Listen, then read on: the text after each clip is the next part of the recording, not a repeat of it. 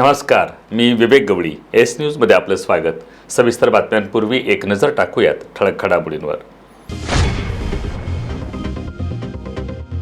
मुख्यमंत्री देवेंद्र फडणवीस यांनी शेतकऱ्यांच्या कर्जमाफीची केलेली घोषणा फसवी. समाजवादी पार्टीचे प्रदेश सचिव शिवाजीराव परुळेकर यांचा आरोप. कागल पंचतारांकित औद्योगिक वसाहतीमधील सुदर्शन जीन्स कारखान्याच्या कापूस गोदामाला भीषण आग. आगीत कारखान्याचं मोठं नुकसान.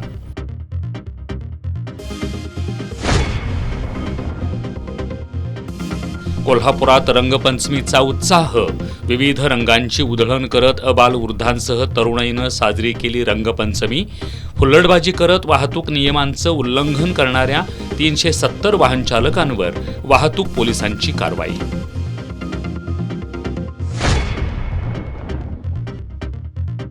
श्री क्षेत्र ज्योतिबा डोंगरावर भक्तिमय वातावरणात शेवटचा 5वा खेटा संपन्न. रंगपंचमीनिमित्त ज्योतिबा देवाची साकारली श्रीकृष्ण रूपात पूजा. आणि जिल्ह्यात विविध उपक्रमांनी जागतिक महिला दिन साजरा. डी.वाय. पाटील अभियांत्रिकीमध्ये वुमन इन लीडरशिप कार्यक्रम उत्साहात संपन्न.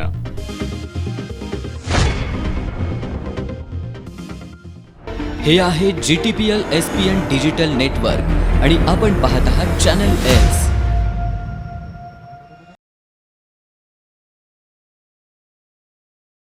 कागल पंचतारांकित औद्योगिक वसाहतीतील मॅक चौक परिसरात असलेल्या सुदर्शन जीन्स कारखान्याच्या कापूस गोदामाला शनिवारी सायंकाळी भीषण आग लागली.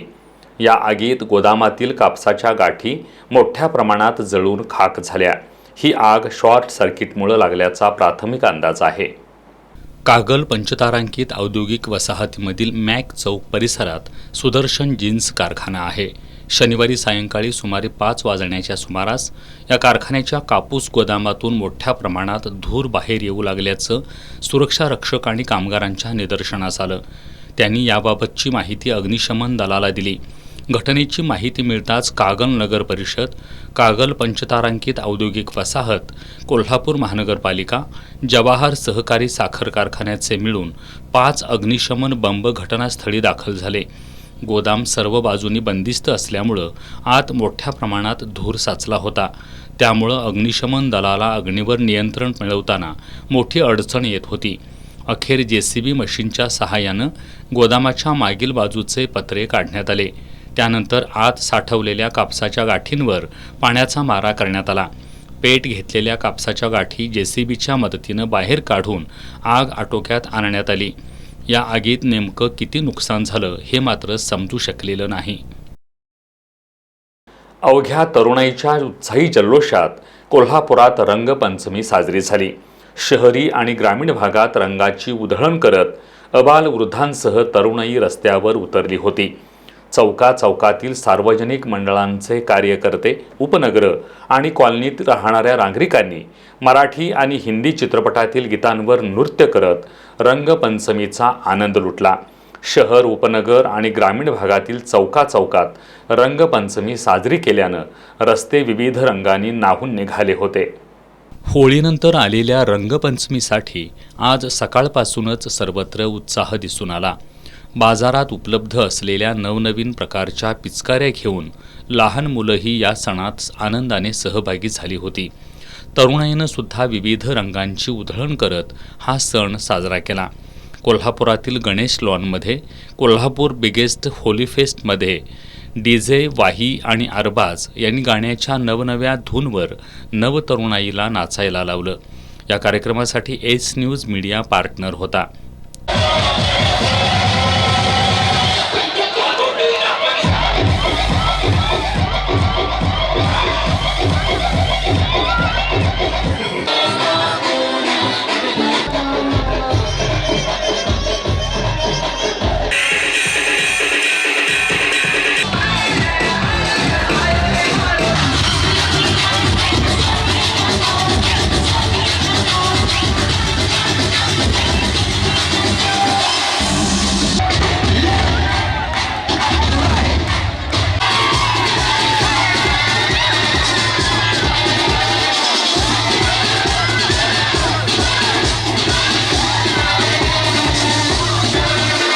शहरातील चौकाचौकातील सार्वजनिक मंडळांचे कार्यकर्ते, उपनगर, कॉलनीत राहणाऱ्या नागरिकांनी मराठी आणि हिंदी चित्रपटातील गीतांवर नाचत रंगपंचमीचा आनंद लुटला.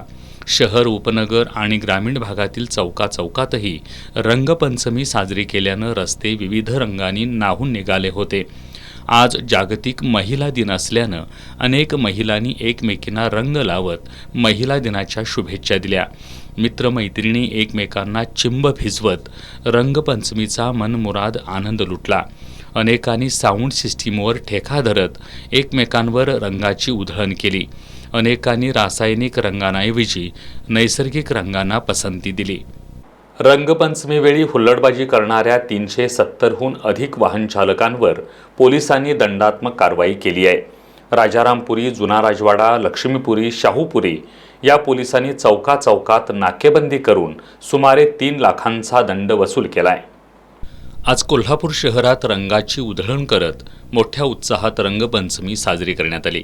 रंगपंचमीवेळी वाहन चालकांकडून हुल्लडबाजी करून वाहतूक नियमांचं उल्लंघन होण्याची शक्यता लक्षात घेऊन शहर वाहतूक शाखेच्या वतीनं शहरातील विविध ठिकाणी फिक्स आणि पेट्रोलिंग पथकं तैनात करण्यात आली होती. कारवाई दरम्यान वाहतुकीचं उल्लंघन करणाऱ्या 370 वाहन चालकांवर कारवाई करून त्यांच्याकडून 3,17,000चा दंड वसूल करण्यात आला. सकाळी 7 ते दुपारी 4 पर्यंत ही मोहीम राबवण्यात आली. शहर वाहतूक शाखेचे पोलीस निरीक्षक नंदकुमार मोरे, सहाय्यक पोलीस निरीक्षक जाधव आदींनी या मोहिमेत सहभाग घेतला होता. चांगभलच्या गजरात आज श्री क्षेत्र ज्योतिबा डोंगरावर मोठ्या भक्तिमय वातावरणात ज्योतिबाचा 5वा खेटा संपन्न झाला. कोल्हापूर ते ज्योतिबा डोंगर असा पायी प्रवास करत असलेल्या भाविकांनी गुलाल खोबऱ्याची उधळण करून श्री ज्योतिबा देवाचं दर्शन घेतलं. या निमित्तानं आज ज्योतिबाची श्रीकृष्ण रूपात पूजा बांधण्यात आली होती. ज्योतिबा डोंगरावर आज शेवटचा आणि 5वा खेटा होता. यासाठी लाखो भाविक ज्योतिबा डोंगरावर दाखल झाले होते. कोल्हापूर, वडणगे, निगवे, कुशेरे, गायमुख मार्गे ज्योतिबा मंदिरात भाविक चालत आले होते. चांगभलच्या गजरानं डोंगरघाट आणि मंदिर परिसर दुमदुमून गेला होता. आज 5वा खेटा तसंच रंगपंचमी या सणानिमित्त रात्रीपासूनच मंदिरात भाविकांनी मोठी गर्दी केली होती. दर्शनासाठी भाविकांच्या लांबच लांब रांगा लागल्या होत्या. आज पहाटे 4 वाजता मंदिराचे दरवाजे उघडले. सकाळी 8 ते 9 अभिषेक झाल्यावर 11 वाजता धुपारती सोहळा झाला. या सोहळ्यात घोडे, उंट, वाजंत्री, पुजारी आणि गावकरी सहभागी झाले होते. ज्योतिबाचा शेवटचा खेटा आणि रंगपंचमीनिमित्त आज ज्योतिबाची श्रीकृष्ण रूपात पूजा बांधण्यात आली. भाविकांनी गुलाल खोबऱ्याची उधळण करून ज्योतिबा देवाचं दर्शन घेतलं.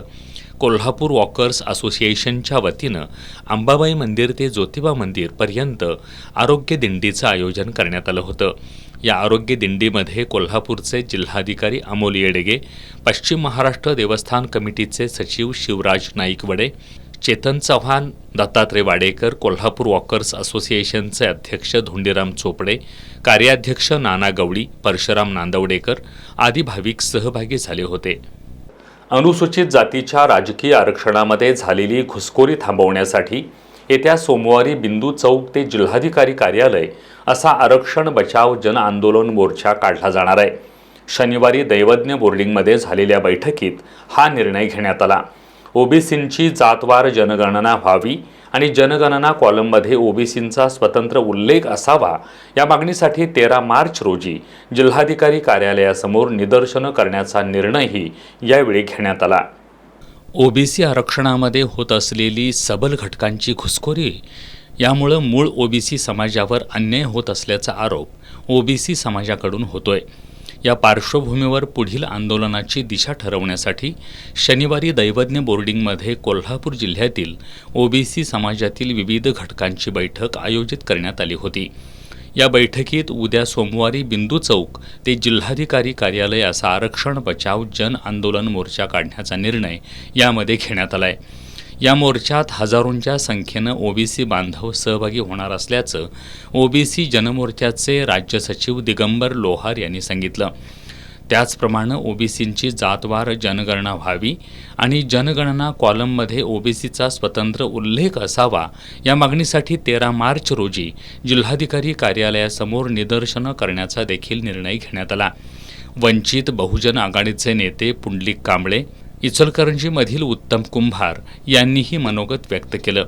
यावेळी माजी महापौर मारुतराव कातवरे, ओबीसी जनमोर्चाचे जिल्हाध्यक्ष शिवाजी माळकर, दिलीप गवळी, आरिफ खाते, जहांगीर हजरत, सचिन सुतार, अनिल सुतार, शीतल मंडपे, सुनील महाडेश्वर, किशोर निलिमकर, कॉम्रेड दिलीप लोखंडे, संजय काटकर, प्रकाश तारळेकर, दत्तात्रय सातार्डेकर, सुखदेव सुतार, प्रदीप ओतारी, प्रशांत हावळ, राहुल कांबळे आदी उपस्थित होते.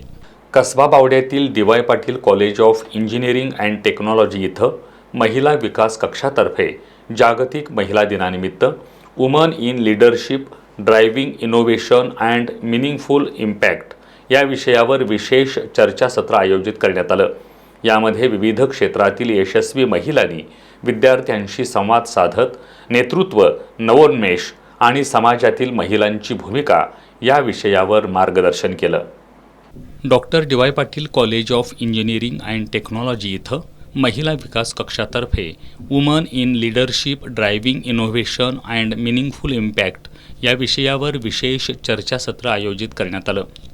जागतिक महिला दिनानिमित्त आयोजित या कार्यक्रमात विविध क्षेत्रातील यशस्वी महिलांनी विद्यार्थ्यांशी संवाद साधत नेतृत्व, नवोन्मेष आणि समाजातील महिलांची भूमिका या विषयावर मार्गदर्शन केलं. यामध्ये आर्किटेक्ट अमरजा निंबाळकर, तेज कुरिअरच्या व्यवस्थापकीय संचालिका साधना घाटगे, मेनन पिस्टन्सच्या कार्यकारी संचालिका शरण्या सचिन मेनन, भरतनाट्यम नृत्यांगना कविता नायर आणि clinical psychologist doctor Urmila Suresh Bhosale यांनी आपल्या अनुभवांद्वारे विद्यार्थ्यांना प्रेरित केलं. यावेळी डी.वाय. पाटील ग्रुपच्या CHRO श्रीलेखा साटम, पूनम गुप्ता, डॉक्टर क्षमा कुलाहल्ली, डॉक्टर रचना संपतकुमार यांची विशेष उपस्थिती होती. या चर्चासत्रात विविध क्षेत्रांमध्ये महिलांनी नेतृत्व करताना अनुभवलेली आव्हानं, संधी आणि यशस्वी वाटचाल यावर सखोल विचारमंथन केलं. उद्योजकता, कला, सामाजिक क्षेत्र आणि मानसशास्त्र अशा विविध क्षेत्रातील अनुभव मांडताना वक्त्यांनी आत्मविश्वास, सातत्य आणि नवोन्मेषी विचारसरणीचं महत्त्व अधोरेखित केलं. विद्यार्थ्यांनीही उत्स्फूर्तपणे प्रश्न विचारत संवाद साधला. त्यामुळे हे चर्चासत्र प्रेरणादायी आणि ज्ञानवर्धक ठरलं. आर्किटेक्ट अमरजा राजाराम निंबाळकर यांनी वारसा, वास्तू संवर्धन आणि बांधकाम क्षेत्रात महिलांची वाढती भूमिका अधोरेखित करत तरुणींनी वास्तुशास्त्र आणि संवर्धन क्षेत्रात पुढे येण्याचं आवाहन केलं. साधना घाटगे यांनी उद्योग क्षेत्रातील अनुभव सांगताना नेतृत्व, शिस्त आणि निर्णय क्षमता यांचं महत्त्व स्पष्ट केलं. शरण्या सचिन मेनन यांनी आधुनिक उद्योग व्यवस्थेतील नवोन्मेषी विचार आणि तंत्रज्ञान स्वीकारण्याची गरज अधोरेखित केली. कविता नायर यांनी कला आणि संस्कृती क्षेत्रातून व्यक्तिमत्व विकास आणि आत्मविश्वास वाढवण्याचं महत्त्व सांगितलं. तर डॉक्टर उर्मिला सुरेश भोसले यांनी मानसिक आरोग्य, आत्मविश्वास आणि सकारात्मक विचारसरणीबाबत मार्गदर्शन केलं. या कार्यक्रमाला संस्थेचे अध्यक्ष डॉक्टर संजय डी पाटील, उपाध्यक्ष आमदार सतेज पाटील, ट्रस्टी माजी आमदार Ruturaj Patil, trustee Prithviraj Patil, executive director doctor A.K. Gupta, registrar doctor L.V. Malde आणि प्राचार्य डॉक्टर S.D. चेडे यांचं मार्गदर्शन आणि सहकार्य लाभलं.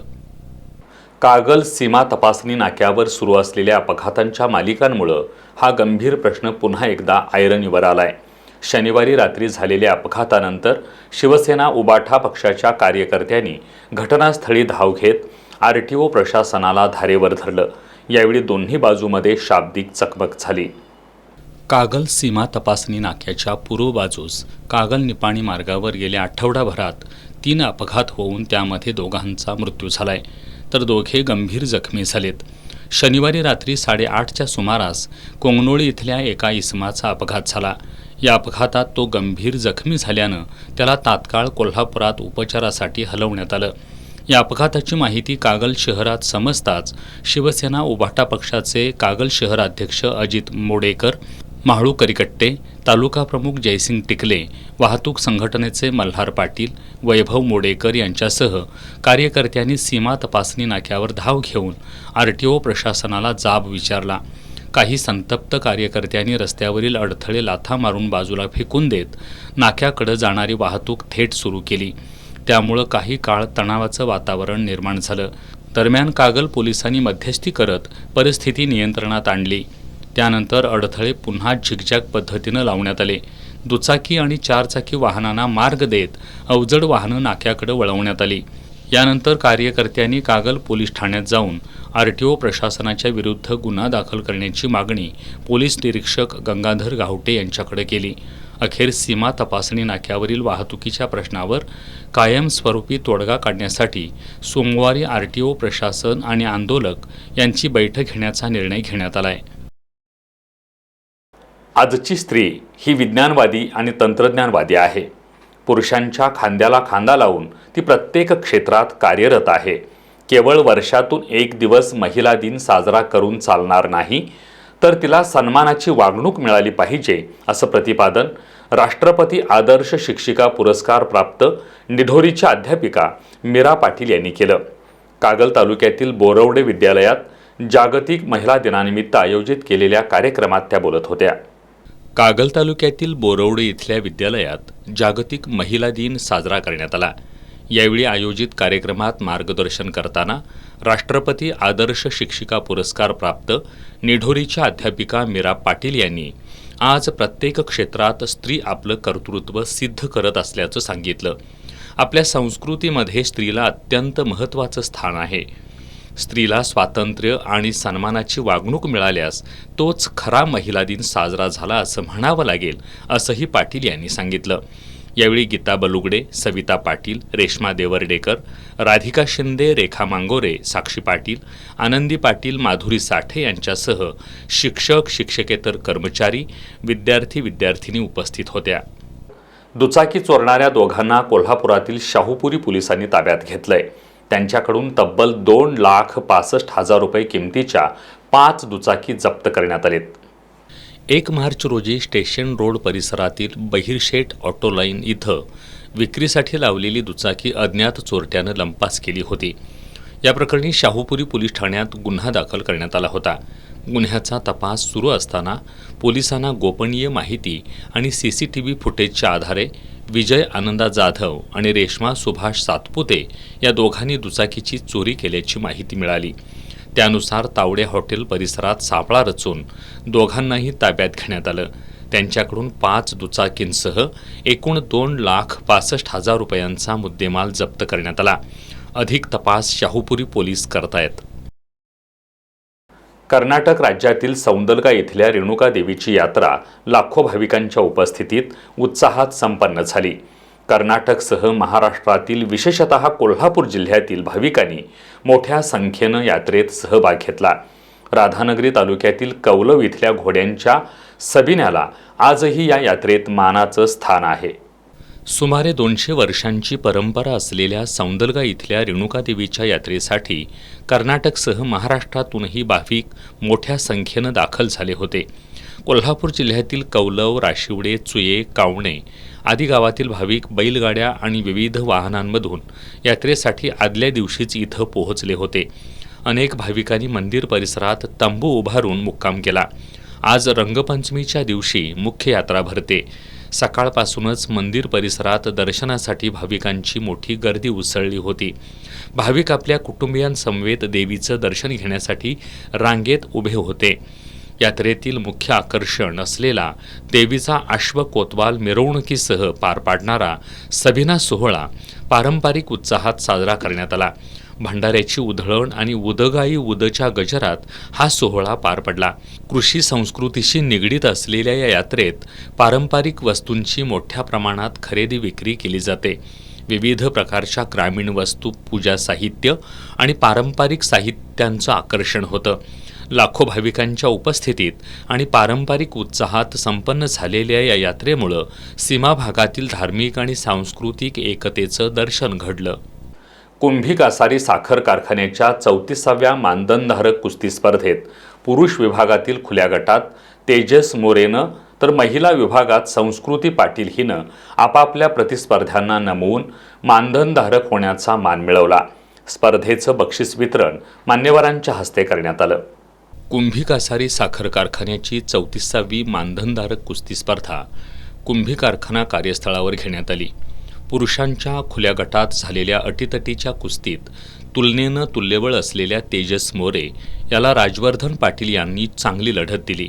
पण तेजसनं राजवर्धनवर 7 विरुद्ध 2 गुणांनी आघाडी घेऊन विजय मिळवत मानधनधारक होण्याचा मान मिळवला.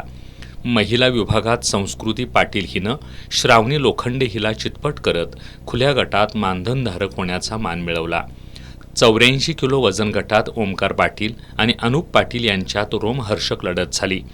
पहिल्या हाफमध्येच ओमकारनं अनुपवर 5 गुण घेत दबाव निर्माण केला. डाव प्रतिडावानं प्रेक्षकांच्या डोळ्याचं पारणं फेडलं. पण ओमकारनं आंतरराष्ट्रीय स्पर्धेतील अनुभवानं अनुपवर गुणांची आघाडी घेत विजय मिळवला. महिलांच्या 57 किलो वजन गटात सुहानी देसाई हिनं संज्योती पाटील हिच्यावर सलग 10 गुणांची आघाडी घेऊन विजय मिळवला. कुंभी कासारी प्रथम क्रमांकाच्या मानधनधारकांमध्ये शंभू पाटील, आयुष मांगोरे, विराज पाटील, प्रतीक पाटील, रुद्र कुंभार, शेखर मामुलकर, विवेक पाटील, विवेक धावडे, अतुल चेचर, करणसिंह देसाई यांचा समावेश आहे. यावेळी रेश्मा माने, संभाजी पाटील, सरदार पाटील, गुंडाजी पाटील यांच्यासह इतर पैलवानांचा सत्कार आमदार चंद्रदीप नरके यांच्या हस्ते करण्यात आला. यावेळी गोकुळचे संचालक Ajit Narke, vice chairman Rahul Khade, advocate Bajirao Shelar, Vilas Patil यांच्यासह सर्व संचालक, कार्यकारी संचालक, धीरज कुमार माने आणि कुस्ती शौकीन मोठ्या संख्येनं उपस्थित होते. अर्थसंकल्पीय अधिवेशनात मुख्यमंत्री देवेंद्र फडणवीस यांनी शेतकऱ्यांच्या कर्जमाफीची केलेली घोषणा ही फसवी असल्याचा आरोप समाजवादी पार्टीचे प्रदेश सचिव शिवाजीराव परुळेकर यांनी केलाय. 30 सप्टेंबर 2025 ही तारीख कुठल्या ज्योतिषानं सांगितली, त्याचं कारण काय, असा सवालही परुळेकर यांनी उपस्थित केलाय. राज्याचे मुख्यमंत्री तथा अर्थमंत्री देवेंद्र फडणवीस यांनी राज्याचा अर्थसंकल्प नुकताच जाहीर केलाय. यावेळी त्यांनी शेतकऱ्यांना 2 लाखापर्यंतची पीक कर्जमाफी आणि नियमित पीक कर्ज भरणाऱ्या शेतकऱ्यांना 50,000 रुपयेपर्यंतचा प्रोत्साहनपर अनुदान जाहीर केलंय. मात्र या कर्जमाफीचा लाभ 30 सप्टेंबर 2025 पर्यंत थकीत पीक कर्ज असणाऱ्या शेतकऱ्यांनाच मिळणार आहे. शासनाच्या या कर्जमाफीवर समाजवादी पार्टीचे प्रदेश सचिव शिवाजीराव परुळेकर यांनी आक्षेप घेतलाय. अर्थसंकल्पीय अधिवेशनात मुख्यमंत्री देवेंद्र फडणवीस यांनी शेतकऱ्यांच्या कर्जमाफीची केलेली घोषणा ही फसवी असल्याचा आरोप परुळेकर यांनी केलाय. महाराष्ट्राच्या मुख्यमंत्री देवेंद्र फडणवीसांनी शेतकऱ्यांचं गुडविल घ्यायसाठी शेतकऱ्यांची कर्जमाफी करणार असं या अर्थसंकल्पात जाहीर केलं. पण ही घोषणा त्यांची फसवी आहे. कारण यापूर्वीसुद्धा 9 वर्षापूर्वी तेच मुख्यमंत्री असताना त्यांनी कर्जमाफी आणि प्रोत्साहनपर अनुदान ह्या योजना जाहीर केल्या. पण 9 वर्ष होऊनसुद्धा त्यातले 7 लाख शेतकऱ्यांना अजून या सवलती कर्जमाफीपासून आणि प्रोत्साहन अनुदानापासून वंचित आहे. त्याचबरोबर त्यानंतरचे जवळजवळ 53 लाख शेतकरी अजूनही कर्ज बाजारी आहे. दिवसाला 3 शेतकरी कर्जासाठी आत्महत्या करत आहेत. हे सगळं माहीत असतानासुद्धा केवळ शेतकऱ्यांना तोंडाला पानं फुसायची, खुश करायचं म्हणून शेतकऱ्यांची कर्जमाफी करणार असं जोरात म्हणले आणि हळूच पुढं म्हणले की कमिटीचा अहवाल आल्यानंतर त्यात पात्र ठरणाऱ्या शेतकऱ्यांना आम्ही कर्जमाफी करणार आणि 30 सप्टेंबर 25 रोजी थकबाकीत असणाऱ्या शेतकऱ्यांना करणार. ह्या तिन्ही गोष्टी अत्यंत चालाखीनं फडणवीसनी बोललेल्या आहेत. कारण यांना कमीत कमी शेतकऱ्यांना कर्जमाफीचा लाभ द्यायचा आहे. म्हणून त्यामधल्या अटी आणि शर्ती कुठल्या घालायच्या हे अजूनही ते बसून ठरवायचे आहेत. मुख्यमंत्र्यांनी यावेळी शब्दछल करून जास्तीत जास्त शेतकरी कर्जमाफीपासून कसे वंचित राहतील आणि कमीत कमी कर्जमाफी कशी करता येईल असा प्रयत्न केलाय. यासाठी प्रवीण सिंह परदेशींच्या कमिटीच्या अहवालाची ढाल पुढं करून ही कर्जमाफी त्या समितीच्या शिफारशींच्या अधीन राहून पात्र शेतकऱ्यांना आणि 30 सप्टेंबर 2025 पर्यंत थकीत असणाऱ्या शेतकऱ्यांना अशा वेगवेगळ्या अटी लावून जाहीर करण्यात आली आहे. 30 सप्टेंबर 2025 ही तारीख कुठल्या ज्योतिषानं सांगितली, त्याचं कारण काय, असा सवाल परुळेकर यांनी उपस्थित केलाय. आणि त्याचबरोबर 30 सप्टेंबर 25 ही तारीखसुद्धा कुठल्या ज्योतिषाकडनं फडणवीस असल्यामुळं, आडनावातच फडणवीस असल्यामुळे त्यांनी ज्योतिषाकडनं तारीख काढली असावी. मला वाटतं 30 जून ही खरं म्हणजे शेतकऱ्यांच्या पीक कर्जफेडीची महिना असतोय आणि असं असताना 30 सप्टेंबर 25 हा कशासाठी काढायला असावा हा सुद्धा एक शंकेला वाव आहे. 30 जून 26पर्यंत ज्या शेतकऱ्यांचं कर्ज थकलेलं आहे किंवा कर्ज बाजारी आहेत त्या सर्व शेतकऱ्यांची विनाअट कर्जमाफी झाली पाहिजे आणि त्याचबरोबर ज्या शेतकरी आत्महत्या करतात त्यांच्या कुटुंबांच्या अनुदानामध्येही वाढ केली पाहिजे. अन्यथा या शेतकरी कर्जमाफीच्या संबंधानं आम्ही महाराष्ट्राच्या समाजवादी पक्षामार्फत समाजवादी पक्षाचा शेतकरी संघटनेचा राज्य अध्यक्ष आणि समाजवादी पार्टीचा राज्य सचिव म्हणून आम्ही राज्यभर रान उठवू आणि फडणवीसांना पळो की सोळो करून सोडू. यापूर्वीची छत्रपती शिवाजी महाराज शेतकरी सन्मान योजनेतील 6,56,005 शेतकऱ्यांची कर्जमाफी अद्याप झालेली नाही. त्याचबरोबर कर्जाची नियमित परतफेड करणाऱ्या शेतकऱ्यांना जाहीर केलेलं प्रोत्साहनपर अनुदानही अद्याप बहुतांश शेतकऱ्यांना दिलेलं नाही. या मुद्द्यावरही परुळेकर यांनी बोट ठेवलंय. कोल्हापुरातील मातंग वसाहतीमधील हर्ष पांढरबळे या 22 वर्षाच्या युवकाचा खून झालाय. त्याच्याच भावानं डोक्यात लोखंडी रॉड घालून खून केल्याची प्राथमिक माहिती आहे. आज रात्री 8च्या सुमारास ही घटना घडली आहे. या घटनेनंतर राजारामपुरी पोलीस घटनास्थळी दाखल झालेत. पांढरबळे हा नेहमी दारूच्या नशेत असायचा. या घटनेमुळं परिसरात खळबळ उडाली आहे. शेवटी पुन्हा एक नजर आजच्या ठळक घडामोडींवर. मुख्यमंत्री देवेंद्र फडणवीस यांनी शेतकऱ्यांच्या कर्जमाफीची केलेली घोषणा फसवी. समाजवादी पार्टीचे प्रदेश सचिव शिवाजीराव परुळेकर यांचा आरोप. कागल पंचतारांकित औद्योगिक वसाहतीमधील सुदर्शन जीन्स कारखान्याच्या कापूस गोदामाला भीषण आग. आगीत कारखान्याचं मोठं नुकसान.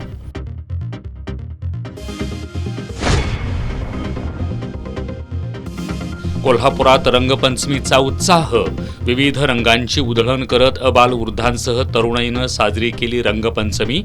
हुल्लडबाजी करत वाहतूक नियमांचं उल्लंघन करणाऱ्या 370 वाहन चालकांवर वाहतूक पोलिसांची कारवाई.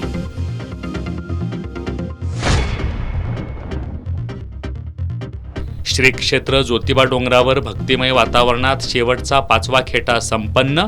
रंगपंचमीनिमित्त ज्योतिबा देवाची साकारली श्रीकृष्ण रूपात पूजा. आणि जिल्ह्यात विविध उपक्रमांनी जागतिक महिला दिन साजरा. डी.वाय. पाटील अभियांत्रिकीमध्ये वुमन इन लीडरशिप कार्यक्रम उत्साहात संपन्न.